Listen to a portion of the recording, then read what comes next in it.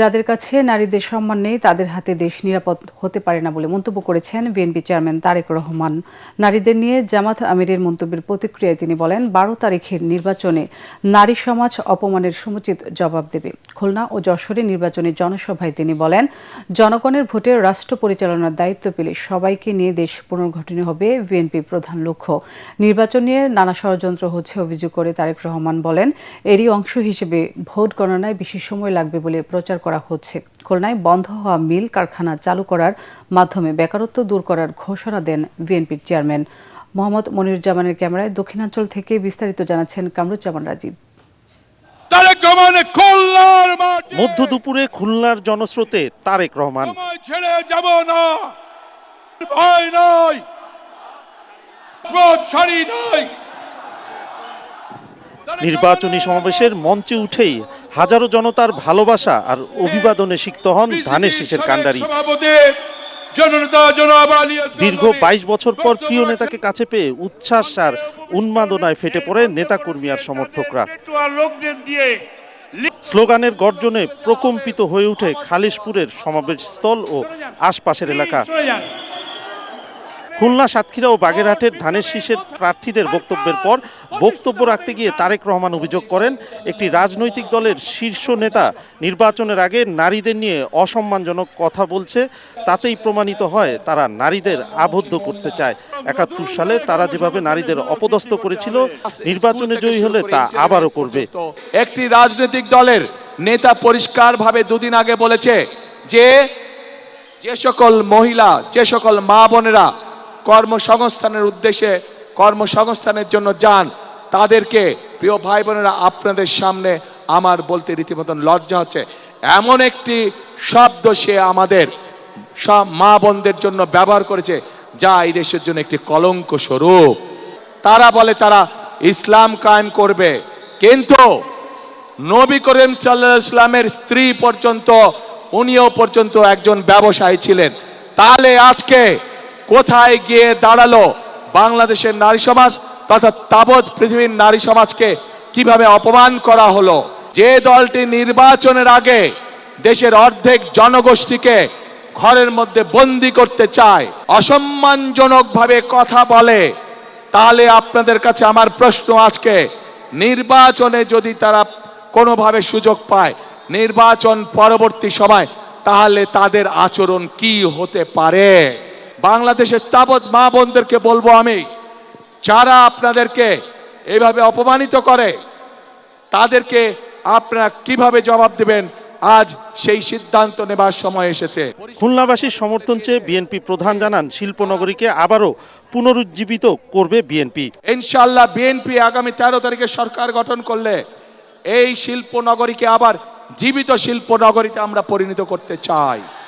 আগামী দিনে বাংলাদেশের মানুষের সমর্থনে, আল্লাহ তাআলার রহমতে আমরা সরকার গঠন করলে ইনশাআল্লাহ আমাদের প্রথম দায়িত্ব হচ্ছে দেশকে পুনর্গঠন করা। তারেক রহমান বলেন, নির্বাচন যখন ঘনিয়ে এসেছে তখন আবারও পুরনো অপশক্তি নির্বাচন নিয়ে ছলচাতুরি শুরু করেছে। ভোটাধিকার যাতে কেউ কেড়ে নিতে না পারে, সবাইকে সজাগ থাকতে হবে। একটি মহল বলার চেষ্টা করছে এবার ভোট গণনাতে বলে অনেক সময় লাগবে। তিনি বলেন, একমাত্র বিএনপি পারবে দেশ পুনর্গঠন করতে, তাই দেশের অগ্রযাত্রা অব্যাহত রাখতে ধানের শীষকে বিজয়ী করতে হবে। বিগত সরকারের দুর্নীতি আর অব্যবস্থাপনার কারণে একসময়ের শিল্পনগরী খুলনা কর্মসংস্থানের অভাবে পরিণত হয়েছে মৃত নগরীতে।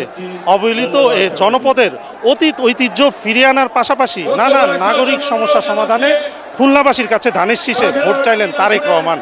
বললেন, গণ অভ্যুত্থানের প্রত্যাশা পূরণে দৃঢ় প্রতিজ্ঞ বিএনপি, তাই কোনো অপপ্রচারে বিভ্রান্ত না হয়ে 12 তারিখের নির্বাচনে জনগণকেই সঠিক সিদ্ধান্ত নিতে হবে।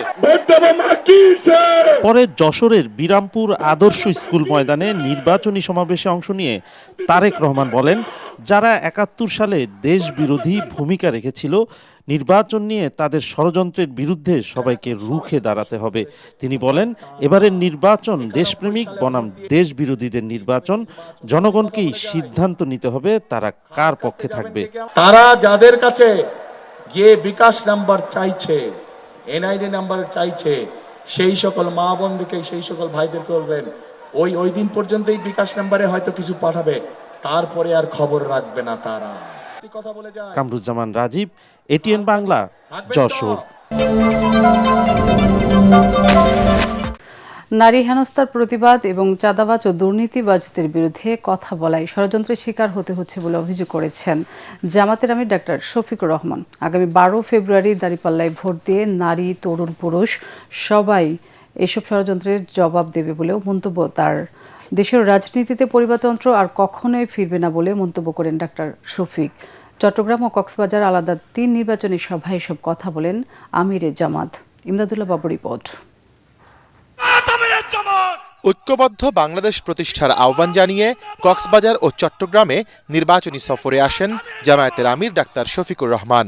মহেশখালীতে আমির জনসভায় পৌঁছালে 11 দলীয় জোটের নেতাকর্মী এবং সমর্থকরা তাকে স্বাগত জানান।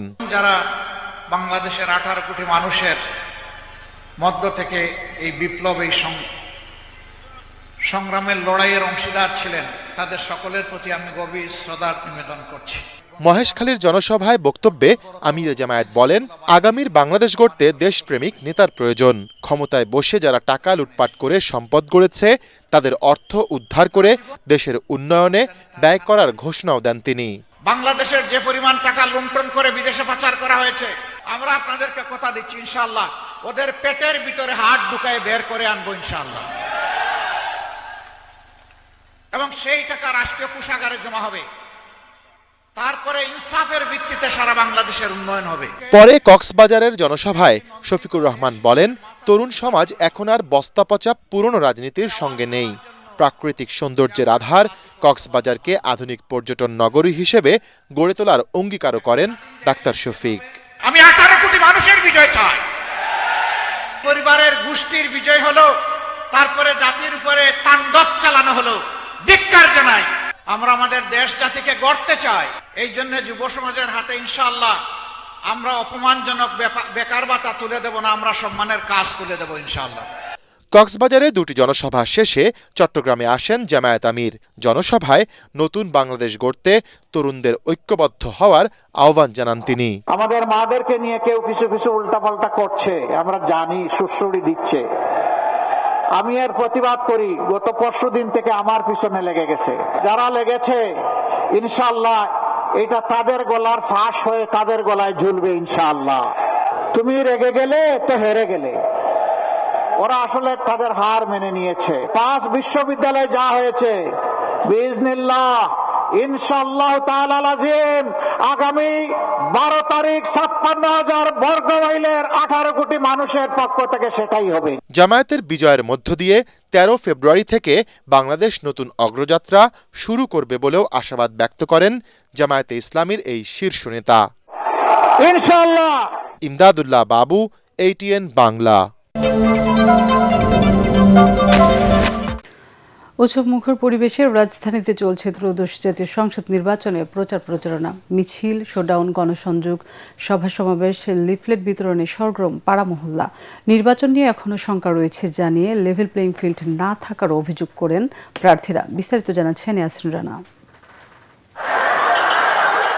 জমে উঠেছে ত্রয়োদশ জাতীয় সংসদ নির্বাচনের ভোটের মহড়া। বড় বড় শোডাউন করে জনপ্রিয়তার জানান দিচ্ছেন প্রার্থীরা। পাশাপাশি ভোটারদের দাঁড়ে দাঁড়ে গিয়ে ভোট চাচ্ছেন সমর্থকরা। সকাল থেকে রাত পর্যন্ত প্রার্থীদের বিরামহীন প্রচারণায় মুখরিত পাড়া মহল্লা। ঢাকা 11 আসনের রাজধানীর রামপুরা এলাকায় প্রচারণা চালান এনসিপির আহ্বায়ক নাহিদ ইসলাম। এই যে হা না থাকবে, হাতে ভোট দিলে এই সংস্কারগুলো হবে। দুপুরে মান্ডা এলাকায় প্রচারণা চালান ঢাকা 9 আসনে বিএনপির প্রার্থী হাবিবুর রশিদ হাবিব। যে আমি ভালোর সাথে থেকেছি, ভালো কাজ করি, আমি ভালো ছেলে, তাহলে আপনাকে আমাকে ভোট দিবেন। ঢাকা 8 আসনের শান্তিনগরে গণসংযোগ করেন এনসিপির আরেক প্রার্থী নাসির উদ্দিন পাটোয়ারি। যারা কেন্দ্র দখল করতে আসবে তাদের উদ্দেশ্যে আমরা বলে দিতে চাই, আপাতত এই ইলেকশনে এই প্রস্তুতিটা বন্ধ রাখেন। এই ইলেকশনে এই প্রস্তুতি নিতে আসবেন তো জনগণের হাতে আপনারা ধাওয়া খাবেন। এই আসনে বিএনপির প্রার্থী মির্জা আব্বাস কেন্দ্রীয় পুলিশ হাসপাতাল এলাকায় বাদজোহর প্রচারণা চালান। আমি আশাবাদী এই এলাকার জনগণ, এলাকার লোকই তারা ভোট দেবে।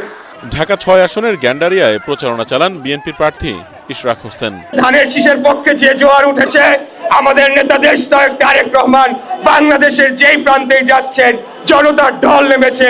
ভোটারদের দ্বারে দ্বারে ঘুরছেন ঢাকা 4 আসনে বিএনপির প্রার্থী তানভীর আহমেদ রবিন।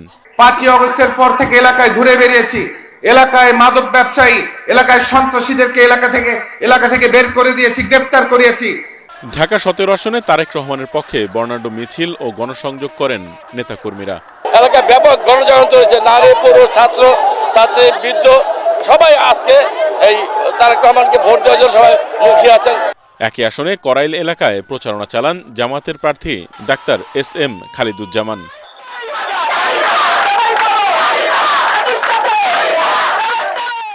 ঢাকা 16 আসনের মিরপুর 12 এলাকায় পাড়া মহল্লা চষে বেড়ান বিএনপির প্রার্থী আমিনুল হক। আগামী 12ই ফেব্রুয়ারি ত্রয়োদশ জাতীয় সংসদ নির্বাচনে আমার এই এলাকার সাধারণ মানুষের স্বতঃস্ফূর্ত ভোটদানের মাধ্যমে ইনশাল্লাহ ধানের শীষ প্রতীক নিয়ে জয়যুক্ত হব। ঢাকা 18 আসনে ভোটারদের মাঝে গণসংযোগ, মিছিল, লিফলেট বিতরণে ব্যস্ত সময় পার করছেন বিএনপির প্রার্থী SM জাহাঙ্গীর হোসেন ও এনসিপি প্রার্থী আরিফুল ইসলাম আদিব। এছাড়া বিভিন্ন আসনে প্রার্থীদের গণসংযোগ, মিছিল, মিটিংয়ে সরগরম রাজধানীর পাড়া মহল্লা। ইয়াসিন রানা, ATN বাংলা, ঢাকা।